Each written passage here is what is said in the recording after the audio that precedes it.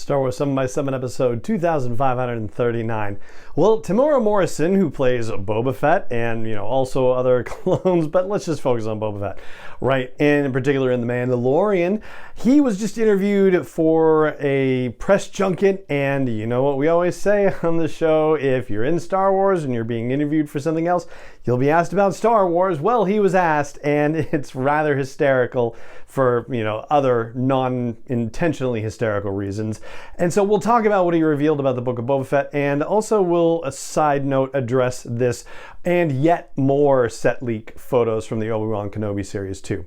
Punch it.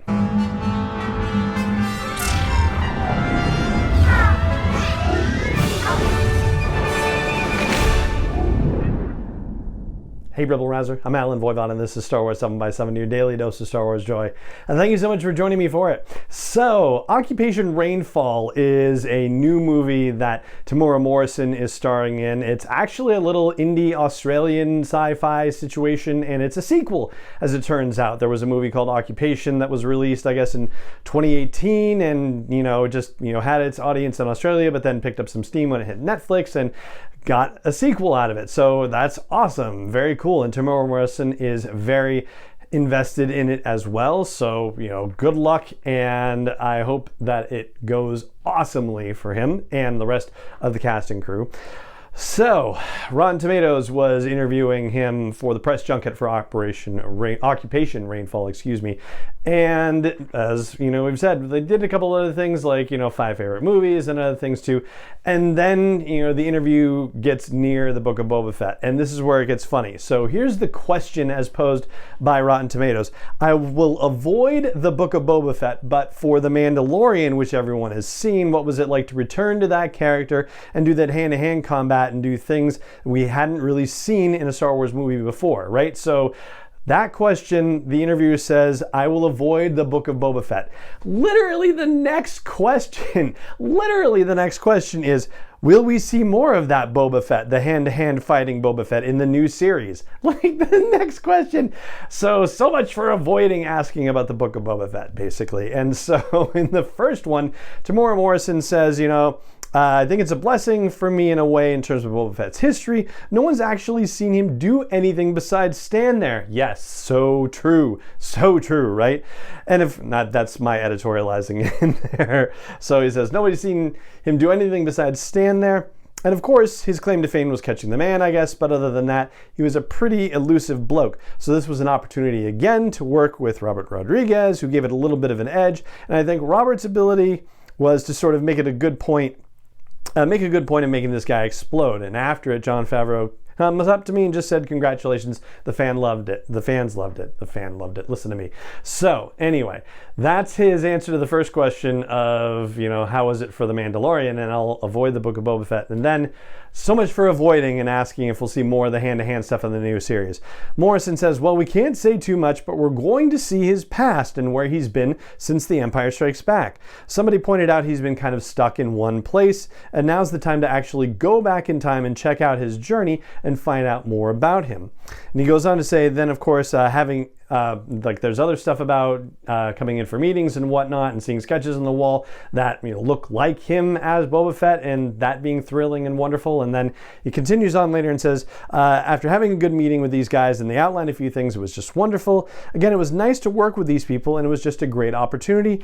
They brought Robert back in to direct a few more. There's some wonderful directors involved. So basically we have Robert Rodriguez as showrunner, but only directing some of the episodes, not all of the episodes, and then bringing in other directors to work on it. We still don't know how many episodes necessarily, but IMDb, as we talked about last week, is showing 7 episodes on their database situation. So, that's kind of interesting. However, there's something a little bit confusing about his answer. On the one hand, he says that we're going to see more of his past and where he's been since The Empire Strikes Back. But on the other hand, he says someone pointed out to him that he's been stuck in one place and we're going to find out what's happened to him. So in between The Empire Strikes Back and Return of the Jedi, there's about 1 year of time in movie time that passes. And the War of the Bounty Hunters crossover event that's happening in the comics right now is chronicling that time period in between Empire and Jedi and just what it took for Boba Fett to get Han Solo to Jabba the Hutt. But him being stuck in one place actually suggests more of his time post Return of the Jedi and being from, those 5 years or so between Return of the Jedi and The Mandalorian when we see him there. So I have a feeling what he really means by this, and we may yet see some of his past. We may see things that go, before The Empire Strikes Back, which would be really exciting because that means that we could be getting into Clone Wars territory. We could be getting into the in-between territory, and we still don't know anybody else who's showing up in this series. Wouldn't it be crazy to see Daniel Logan show up as a young Boba Fett in that particular time period? That would be astounding and awesome. And Daniel Logan, of course, the young Boba Fett in Attack of the Clones, and also voicing Boba Fett, young Boba Fett in the Clone Wars animated series. So super cool possibility there. I think, we're really talking more about the time period in between Return of the Jedi and The Mandalorian, though, as far as exploring his past and what's been happening to him, which means that, wouldn't it be great, we might actually get an answer to just how he managed to survive his fall into the Sarlacc pit, which is the big mystery, and then also, losing his armor and all that stuff. And why it took him 5 years to find it on a guy who was just on a different part of the planet. He's a bounty hunter after all. But anyway. So the other side note I was going to mention is that there was a thing about, still more Obi-Wan Kenobi set pics. And so, as with yesterday, I looked at them so you don't have to, and guess what? It's basically the same exact photos that are on the Just Jared site that are on this Instagram thing that I saw flagged by either Gizmodo or IO9, one of those sites.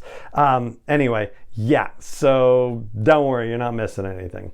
And that right there is going to do it for today's episode of the show. It just remains for me to say thank you so much for joining me for it as always, and may the Force be with you wherever in the world you may be. Star Wars 7x7 is not endorsed or sponsored yet by Lucasfilm Limited, Disney, or 20th Century Fox, and is intended for entertainment and information purposes only. Star Wars, the Star Wars logo, all names and pictures of Star Wars characters, vehicles, and any other Star Wars related items are registered trademarks and/or copyrights of Lucasfilm Limited, or their respective trademark and copyright holders. May the Force be with them. All original content is copyright 2021 by Star Wars 7x7. We hope you love it.